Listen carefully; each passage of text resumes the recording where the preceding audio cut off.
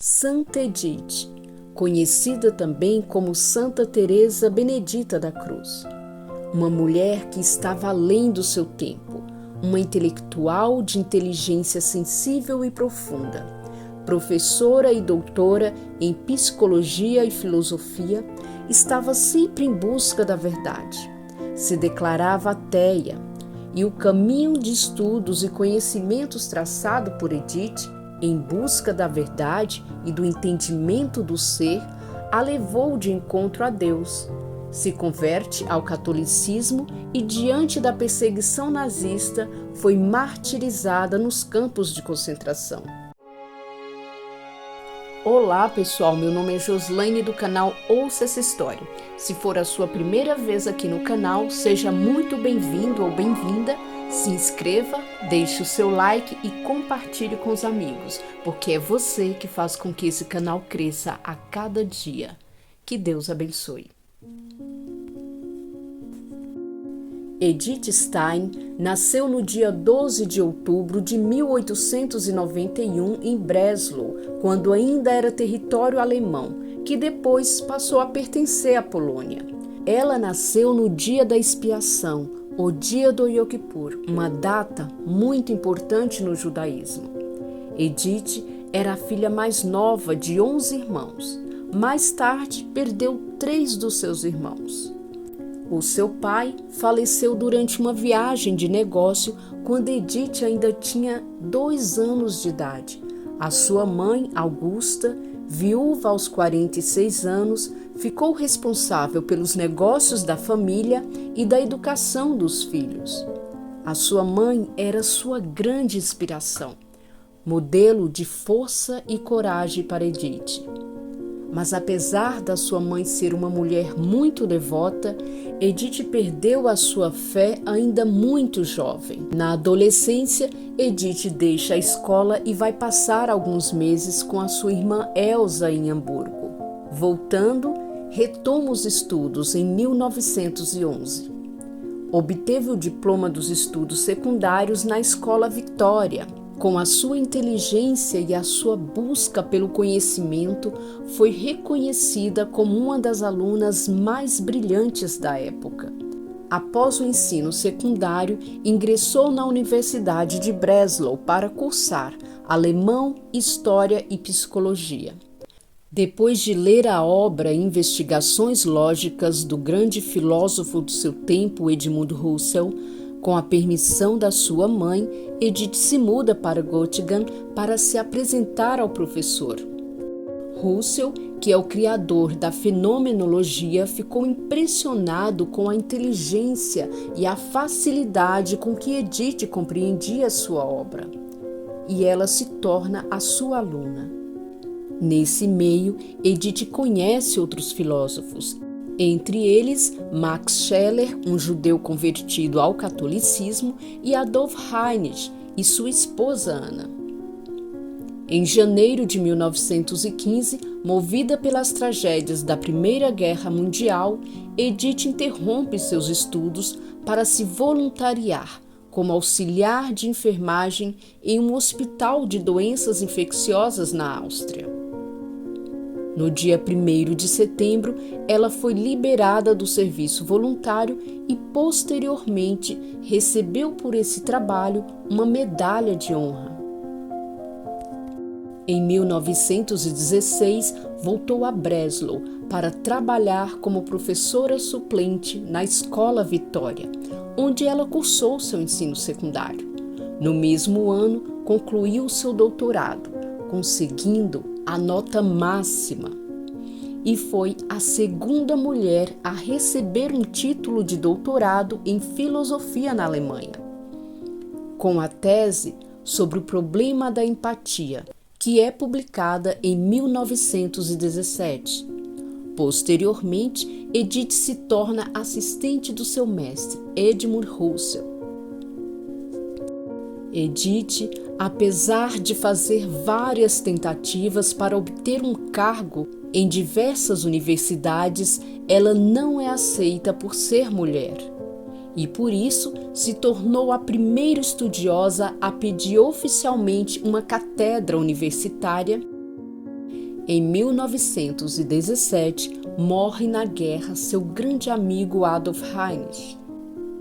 Edith, convidada pela viúva para que ela ficasse encarregada de preparar a publicação dos seus escritos, foi ao seu funeral. E a visão da viúva cristã, que acreditava na ressurreição, era de uma serenidade que a deixou extremamente impressionada. Mais tarde, relembrando esse momento, Edith escreveu: ali eu fiz o primeiro encontro com o mistério da cruz e com a igreja nascida do coração do Redentor. Durante o ano de 1918, participou do recém-fundado Partido Democrático Alemão, conscientizando as mulheres a importância do uso do direito de voto, mas, desiludida, deixou a política. Um ano depois, em 1919, as mulheres passaram a ter o direito a voto e a igualdade. Em 1921, foi passar as férias na casa de uma amiga católica. Em um momento, enquanto observava os livros da biblioteca, se deparou com a biografia de Santa Teresa d'Ávila, intitulado O Livro da Vida. Edith pegou o livro e não conseguiu parar de ler. Passou a noite inteira lendo a biografia. Terminando a sua leitura, ela disse: aqui está a verdade. Logo, procurou uma igreja católica e pediu para ser batizada. E em 1º de janeiro de 1922, Edith foi batizada, tendo como madrinha a sua amiga. Mesmo sendo batizada, Edith nunca rejeitou a sua origem judaica. Edith passou a estudar os ensinamentos da Bíblia, Santa Teresa d'Ávila, e estudou com afinco os ensinamentos de São Tomás de Aquino. Edith deixou muitos textos escritos. Viajou por toda a Europa dando cursos e conferências. Faz várias traduções e outros trabalhos e participa de conferências em simpósios e congressos pedagógicos. Em 1928, participa de conferências sobre a questão feminina e sobre a educação católica por toda a Alemanha e por vários países vizinhos. Tenta novamente, sem sucesso, em 1931, uma cátedra universitária. Em 1932, consegue então uma posição como docente no Instituto Alemão de Pedagogia Científica. Anos mais tarde, testemunhou a ascensão do Partido Nazista e a perseguição aos judeus. Depois de 12 anos da sua conversão ao catolicismo, sentia um grande desejo de viver uma vida contemplativa. Edith escreveu: quem procura a verdade, procura a Deus. Decidiu se tornar freira carmelita descalça no monastério de Colônia em 1933. Em um domingo de Páscoa, faz seus votos religiosos temporários. Se adaptou fácil com a vida simples no convento, de afazeres domésticos, de muita oração, com humildade e obediência. Em abril de 1938, faz seus votos definitivos. E nesse mesmo ano morre seu mestre, Edmund Husserl. E Edith, também nesse mesmo ano, publica artigos sobre a história do Carmelo. Depois da morte da sua mãe, que a deixou muito triste, a sua irmã Rosa se converteu ao catolicismo e se tornou freira carmelita, o que deixou Edith muito feliz. Já religiosa, ela anotou: a fé está mais próxima da sabedoria divina do que toda a ciência filosófica e mesmo teológica. A Alemanha invade a Polônia e tem início a Segunda Grande Guerra. Ela escreveu um trabalho sobre Dionísio Areopagita e começou a escrever A Ciência da Cruz, a sua obra mais importante. Edith, consciente de toda a perseguição nazista, orava constantemente pedindo pelo povo judeu. Em 1941, seus irmãos Frida e Paul, bem como a esposa e a filha, são deportados para o campo de concentração, onde eles morrem em 1942. Em 20 de julho de 1942, os bispos da Holanda publicaram uma carta crítica ao nazismo.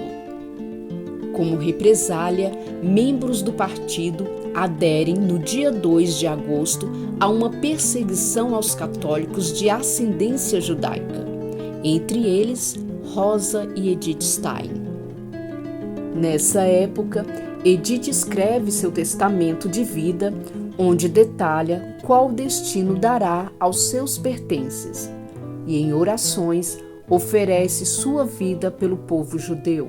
O Carmelo e Edith procuram conseguir visto para que ambas saiam da Holanda e entrem na Suíça, mas os papéis chegam depois de sua prisão. As últimas palavras de Edith foram para sua irmã, e ela disse: "Venha, vamos indo para o nosso povo."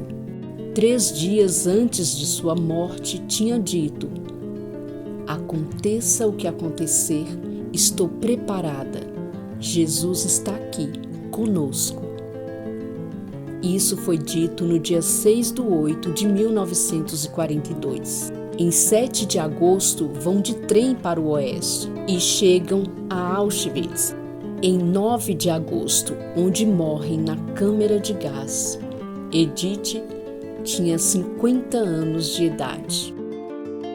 No dia 1º de maio de 1987, foi beatificada pelo Papa João Paulo II em Colônia e em 11 de outubro de 1998 foi canonizada pelo mesmo, recebendo o nome de Santa Teresa Benedita da Cruz.